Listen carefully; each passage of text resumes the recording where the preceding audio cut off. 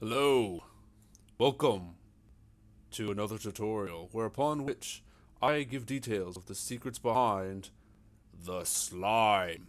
Hey guys, this is the slime. Anyway, so going on to a previous tutorial I made upon Twitter where I said, would you like a video to explain how to do it? I said sure, and I never got around to it. So here's that video, like 2 months after it all happened.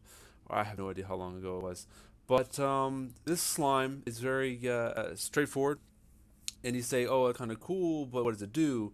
Well, I'll tell you right now, it's a very straightforward slime, very bouncy, jiggly fella. His eyes twitch a little bit, because springs are like, he's kind of nervous. He doesn't like being on a camera. But we can go ahead and just stretch him thin a little bit, see how he likes that. Ah, see, look, he's looking better already. Look at that guy. He's looking really healthy. Nice and squishy, look at that. Yoink. Alright, that's nice. But how exactly is he made? There was some confusion on how the development of said slime works, and let me go ahead and give a demonstration of, say, how to actually build one. So first, you want to have some parts, right? Now, if my mouse would work, there's some issues with my mouse recently that it's very unfortunate. It kind of died, and the mouse doesn't hold the click button properly. Yeah, see, I can't even drag things without it having issues. So you know what? I'm going to be using a lot of the keyboard today. I'm just going to be, oh, what do you know? It's 8x8 already. Cool. So what I'm going to do is I'm going to do an 8x8. I'm going to put this 8 high or so. Alright, I can't, again, with the dragger. This is mildly irritating.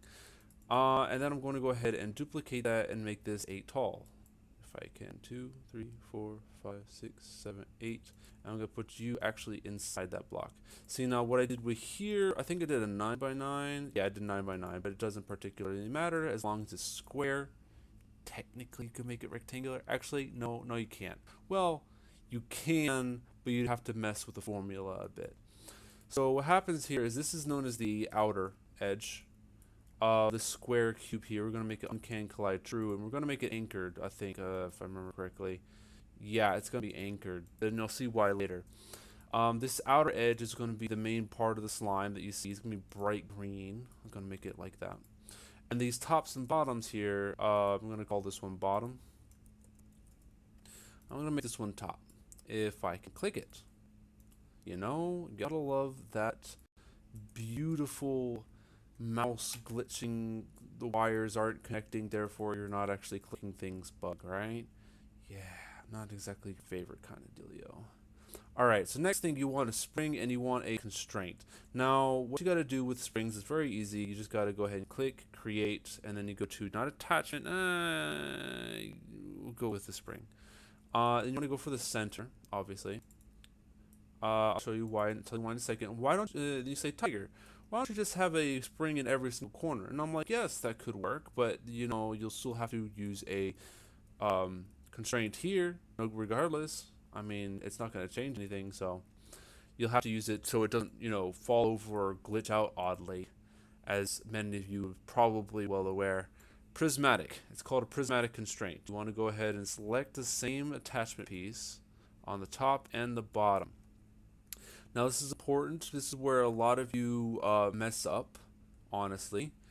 Is because the prismatic constraint is incorrectly placed. You want to have the arrow pointing like so. The arrow here, arrow here. Easy peasy. Arrow here, arrow there, right? Now, when you do that, what happens is when you press play, you're not going to see it bounce, unfortunately, but you should see the top and bottom piece. I'm going to go ahead and group this together so it's nice and simple. Yep, top, attachment, prismatic. Alright, this part is going to be called outer, just for the sake of convention. Outer, middle, and sorry, outer, top, and bottom. Let's see, uncanny collide. Yeah. Alright, so if we press play, what happens? Does it go all crazy? Does it like glitch out? Nope, it works perfectly. So by worked perfectly, it fell apart, right? Not exactly. It did work, it's just that the spring wasn't strong enough. Now I'm going to go ahead and use a cheat sheet on spring power and constraints, and I'm just going to look at my other slimes and see what they used. They used a Max length of 15, min length of 2, damping of 200, 8, and 7,000. 200, 8, and 7,000, huh?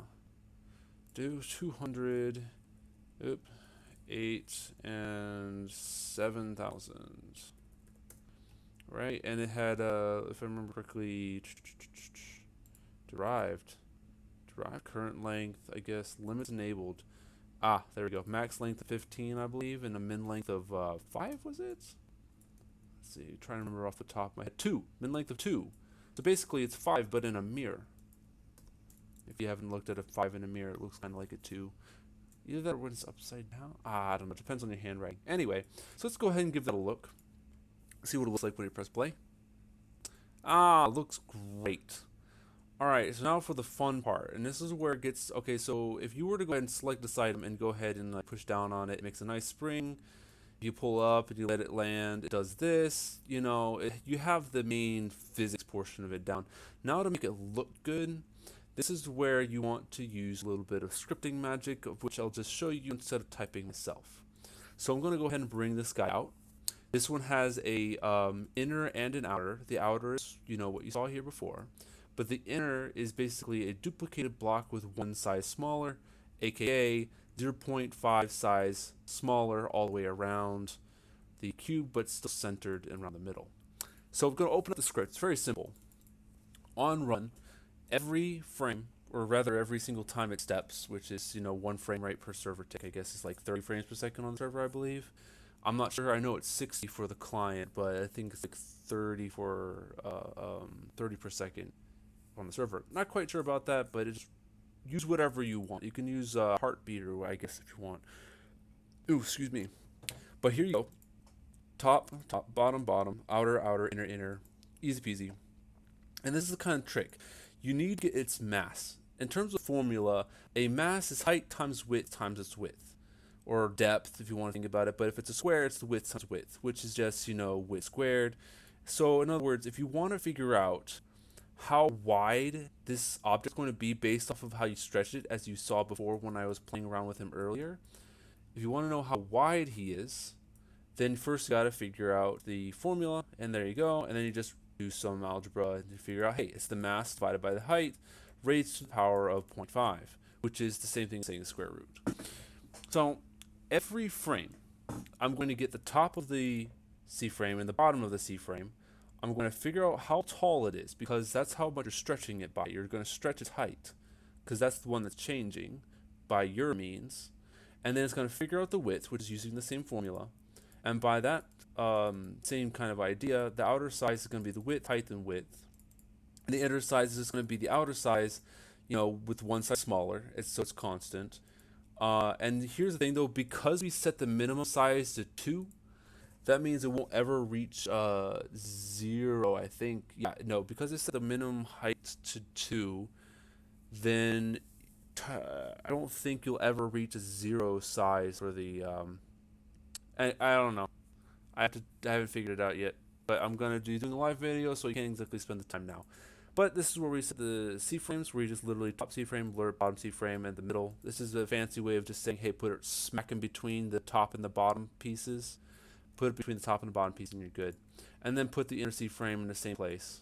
And you get very, very Jello-like results. Like, look at this beautiful gelatin that we have here. I'm gonna go ahead and move it on to 0 stud so it's more smoother. Yeah, look at that. See how it's conserving mass? So basically, no matter at any point in time, the parts here have the same mass constantly, which is important. And for looking like a good effect here. And obviously, these are just using the same bits. It's just invisible. And these are more transparent, opaque, more opaque. And these have eyes. Now, this is a little bit different. The eyes are a bit wonky. What I did was I just had some springs, you know, as they can move around a bit. And the script is also a little bit different.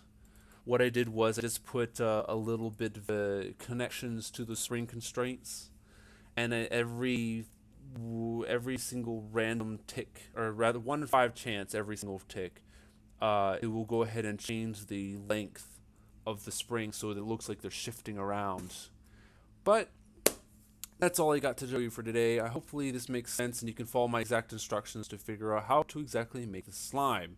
Thank you all for coming out together today, I guess, and I'll see you in the next video.